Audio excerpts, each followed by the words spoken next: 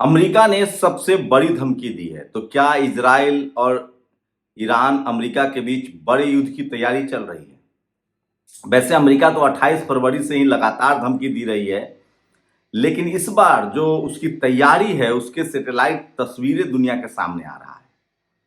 उसकी सेना की तैनाती हो रही है और खाड़ी देश में खासकर उसने और अपने सेना की तैनाती बढ़ा दी है।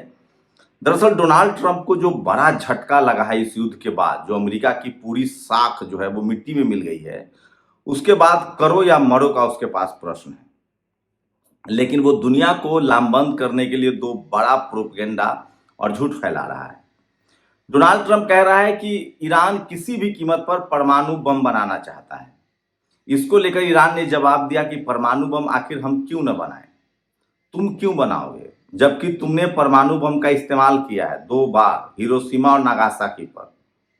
उस हिसाब से तो तुम्हारे पास परमाणु बम नहीं होना चाहिए। तुम्हें अपने परमाणु बम को खत्म कर देना चाहिए। ये तर्क है ईरान का, जो बैठक में भी हुई है। अब अमेरिका दुनिया को गोलबंद करना चाह रहा है। लगभग 35 देशों को वो कह रहा है कि होर्मुज स्ट्रीट की वजह से आपको गैस और तेल नहीं मिल रहा है, इसलिए 35 देशों को एक साथ आकर ईरान पर हमला करना चाहिए। ईरान जो है होर्मुज स्ट्रीट के बहाने, अब पूरा का पूरा जो डिप्लोमेसी है वो होर्मुज स्ट्रीट के आसपास हो रहा है। अमेरिका का कहना है कि होर्मुज स्ट्रीट ईरान ने बंद कर दिया है। इस वजह से दुनिया भर में तेल और गैस की किल्लत है और वो इसको लेकर वसूली कर रहा है। ईरान पैसे लेकर कुछ देशों के जहाजों को जाने दे रहा है, कुछ शिप को नहीं जाने दे रहा है। ईरान ने पहले भी कहा था कि वो उसकी जो प्रतिक्रिया है वो मैं बताऊंगा, लेकिन अमेरिका भी क्या पॉलिटिक्स कर रहा है वो समझिए। अमेरिका ने लगभग 35 देशों को कहा है कि चलो हमारे साथ होर्मुज स्ट्रीट खुलवाने। साथ ही वो कह रहा है कि ईरान जो है वो पैसे लेकर अपने चहेतों देश के जहाज को जाने दे रहा है। उसका कहना है कि या तो सभी के जहाज जाएं या फिर हमारे सभी के जहाज नहीं जाएं। आपको बता दें, ईरान ने पहले ही कह दिया था कि जो भी देश इजराइल या अमेरिका की किसी तरह से मदद कर रहे हैं, हम उसके जहाज को नहीं जाने देंगे। लॉजिक भी वाजिब है। जब आप उस पर हमला कर रहे हैं, आप उसके लोगों को मार रहे हैं, उस पर कब्जा कर रहे हैं और आप ये उम्मीद कर रहे हैं कि वो आपके तेल के जहाज को जाने दे, तो ये सबसे बड़ा एक जो डिजास्टर है। अमेरिका को लगता है कि दुनिया वो जो कहेगा वो दुनिया उसको मान लेगा। लेकिन ईरान के पास भी शानदार तरीके के स्पोक्स पर्सन है, शानदार तरीके के उनके राजनयिक हैं और वो दुनिया को बता रहे हैं कि हमें किसी को तेल और गैस नहीं रोका है, वो रास्ता आम है। लेकिन वो रास्ता इजराइल और अमेरिका के लोगों के लिए आम नहीं है, उनके मददगारों के लिए आम नहीं है। जो देश ये सोचता है कि उस रास्ते से जहाज भी ले जाएगा और अमेरिका इजराइल की मदद भी करेगा, तो वो रास्ता उसके लिए बंद है। अब अमेरिका को चूंकि पहले भी अमेरिका ने हमला किया, अब बड़ा सवाल होता है कि होर्मुज स्ट्रीट बंद क्यों हुआ? होर्मुज स्ट्रीट तो खुला था, उस पर कोई टोल नहीं जा रहा था, उसको आखिर बंद क्यों हुआ? अगर ईरान पर अमेरिका हमला नहीं करता तो क्या होर्मुज स्ट्रीट बंद होता? ये सबसे बड़ा सवाल है। और क्या ये दुनिया के बाकी देश नहीं समझ रहे हैं? तो अमेरिका का सारा प्रोपेगेंडा जो है वो धरा का धरा रह गया है। वही दुनिया में युद्ध की डिप्लोमेसी भी बदल गई है। अमेरिका को सबसे बड़ा जो झटका लगा है वो उसके हथियारों को लेकर है।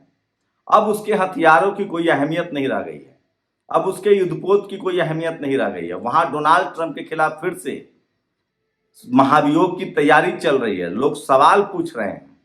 तो डोनाल्ड ट्रंप चाहता है कि युद्ध रुके ही नहीं, किसी भी कीमत पर युद्ध चलता रहे और इसीलिए वो इस हार से खुन्नस खाए हुए है और वो कुछ बड़ा करने की तैयारी में है।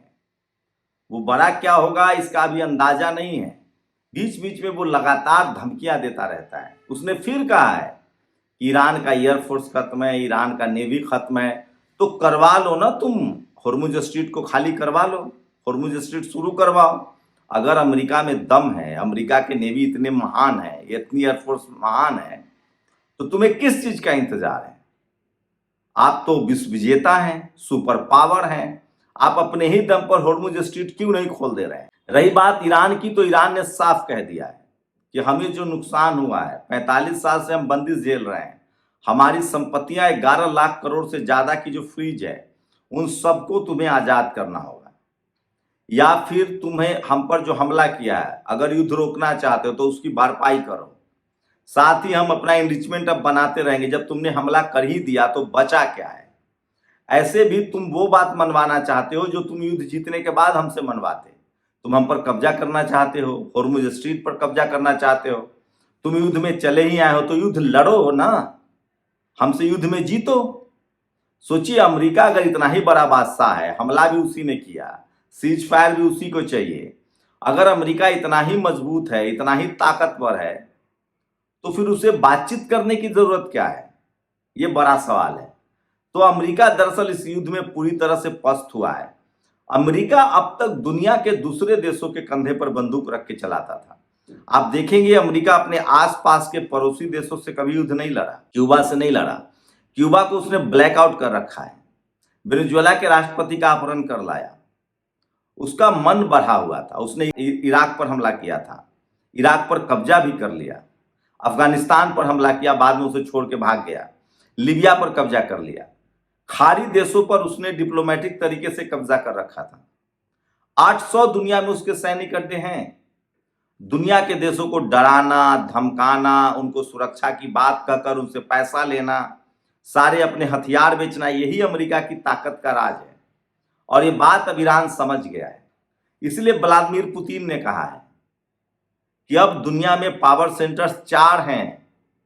ईरान भी पावर सेंटर्स है, रूस भी है, अमेरिका भी है, तो चीन भी है।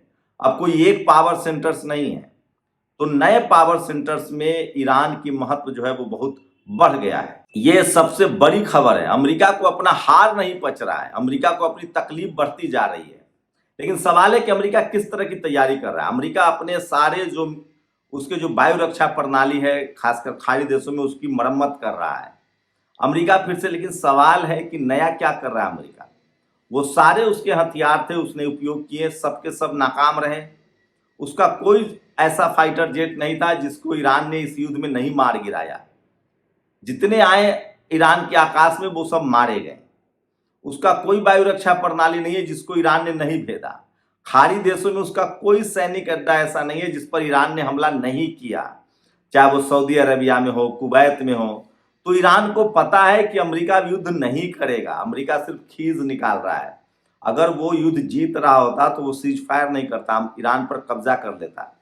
इसका मतलब साफ है कि ईरान जो है वो युद्ध जीत गया है। अब अमेरिका इस युद्ध को जितना लंबा खींचेगा, सोचिए जितने बातचीत को डिरेल करेगा, हॉर्मुज स्ट्रीट उतना बंद रहेगा और तेल और गैस की उतनी किल्लत होगी। अमेरिका की एक और साजिश है कि हॉर्मुज स्ट्रीट को लंबे समय तक बंद रखा जाए ताकि दुनिया के तमाम देश, खासकर यूरोप, चाहे वो फ्रांस हो, जर्मनी हो, इंग्लैंड हो, उन सबको तेल की तबाही मचाए। एशिया के देश, खासकर भारत, पाकिस्तान, बांग्लादेश जैसों में तबाही हो और ये सारे देश मिलकर हमारे साथ आ जाएं और ईरान पर हमला कर दें। लेकिन ईरान भी डिप्लोमेसी का मास्टर है। वो कह रहा है कि हम दुनिया के किसी देश का तेल और गैस नहीं रोकेंगे, हम सिर्फ उन देशों का चक्का जाम करेंगे जो इजराइल और ईरान की मदद कर रहे हैं। मतलब साफ है कि तेल और गैस के लिए अगर कोई तड़पेगा तो वो इजराइल और ईरान होगा। $4 अमेरिका में तेल की कीमत हो गई है। इजराइल का तो पूछिए मत।